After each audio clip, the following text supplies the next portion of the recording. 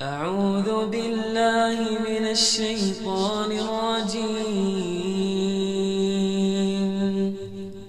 بسم الله الرحمن الرحيم.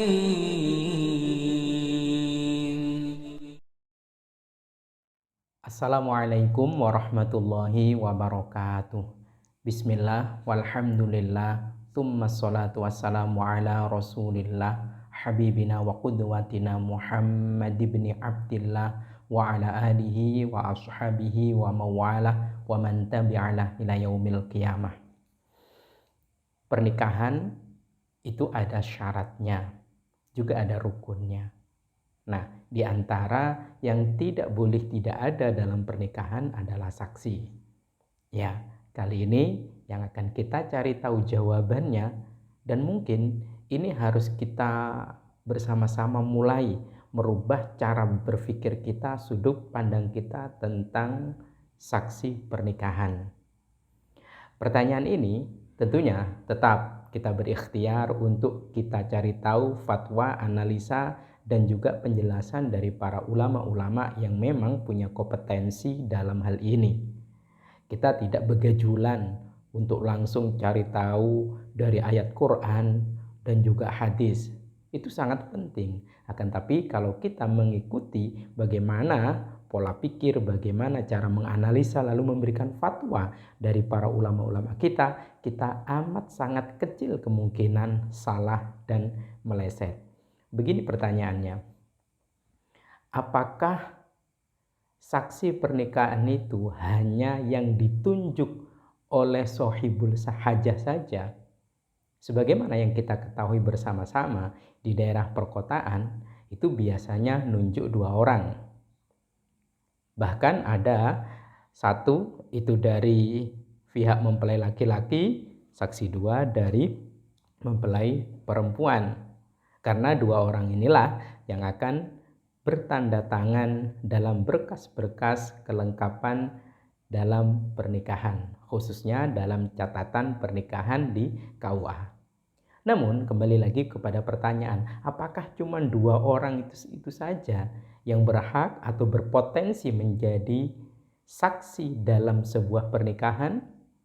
Artinya, apakah hanya bergantung kepada kedua orang ini untuk menyatakan pernikahan itu sah atau tidak?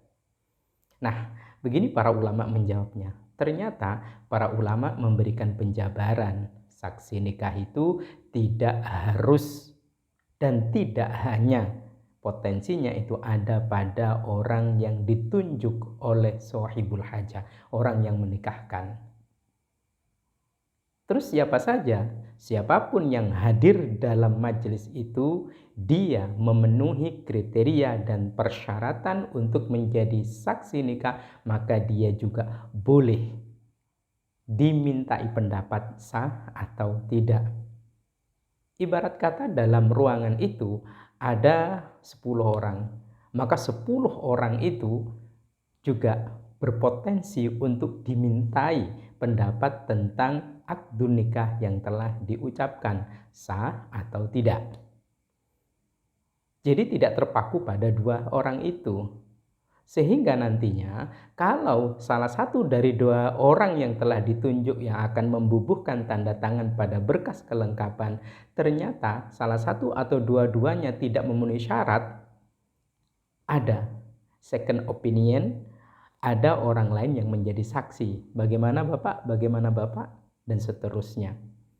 Kita simak bersama-sama penuturan para ulama di dalam kitab Tuhfatul Muhtaj. Bismillahirrahmanirrahim. Wala yasihhun nikahu illa bihadrati syahidaini qasdan awittifaqan. Qasdan awittifaqan. Tidak sah satu pernikahan ijab dan qabul itu kecuali di hadapan 2 orang saksi. Qasdan, apakah 2 orang saksi itu ditunjuk awittifaqan, atau mereka yang hadir dalam majelis itu secara mufakat.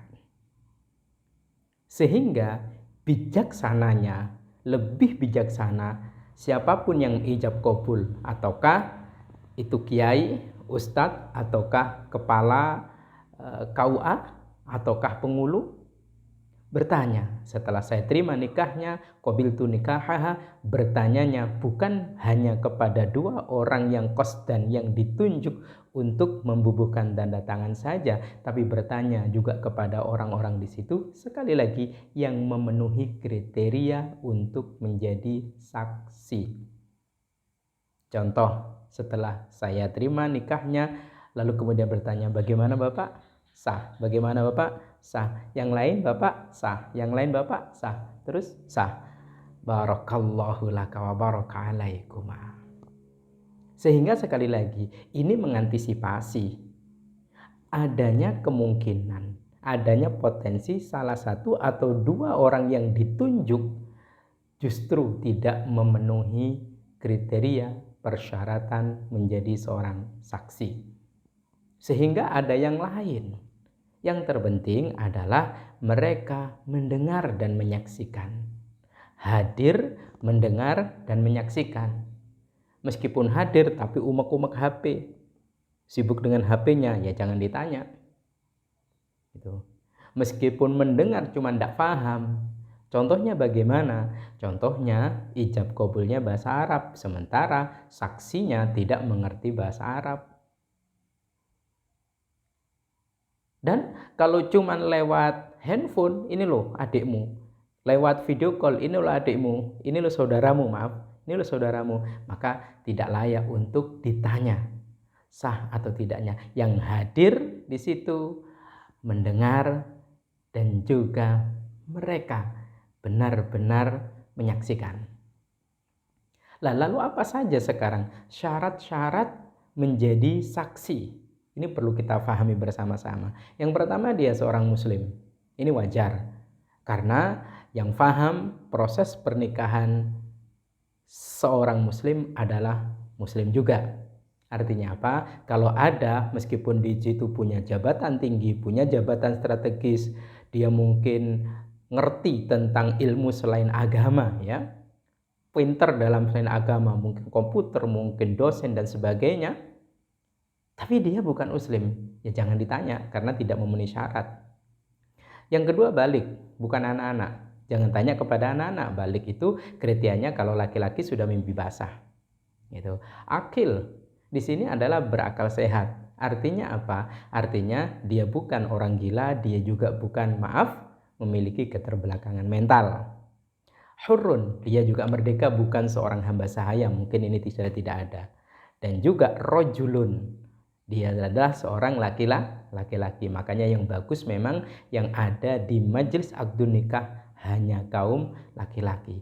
Kenapa? Didulukan, dipertamakan untuk menjadi saksi. Kalau perempuan silahkan di luar saja.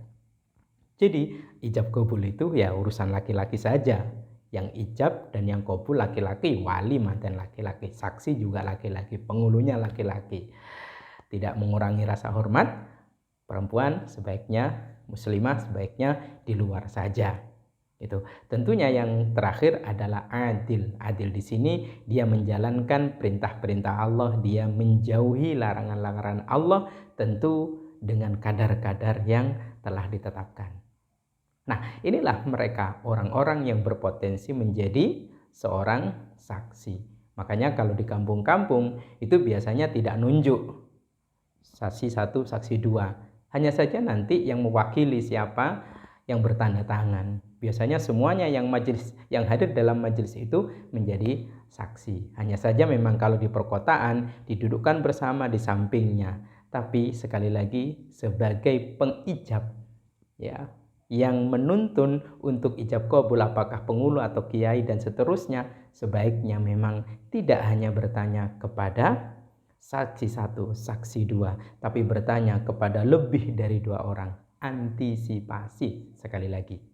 Karena ada satu tradisi, ya, budaya di lingkungan kita, ini biasanya ambil saksi itu orang yang punya jabatan. Dia seorang tokoh tanpa kita memperhatikan syarat rukunnya. Gitu. Boleh jadi memang tokoh, boleh jadi punya jabatan, boleh jadi memang orang besar, tapi ngerti nggak tentang syarat rukun pernikahan? Jangan hanya sekarang belakangnya sudah sah padahal mereka hanya ya euforia saja, lalu kemudian dia musawis. Gara-gara satunya sah lalu kemudian ikut sah. Maka yang terbaik adalah sekali lagi nasihat saya untuk para pengulu, nasihat saya untuk para ya guru-guru kita yang menuntun jalannya prosesi pernikahan, sebaiknya memang tidak hanya 2 orang yang ditanya, meskipun 2 orang ini yang bertanda tangan. Tanyalah kepada 2, 3, 4, 5 dan seterusnya. Saya bagus ya, saya berikan apresiasi kepada salah satu kepala KUA khususnya di sekitar kita. Beliau juga bertanya, nanti saya mintai jadi saksi ya, jadi saksi ya, jadi saksi ya, bukan hanya terfokus pada 2 orang itu.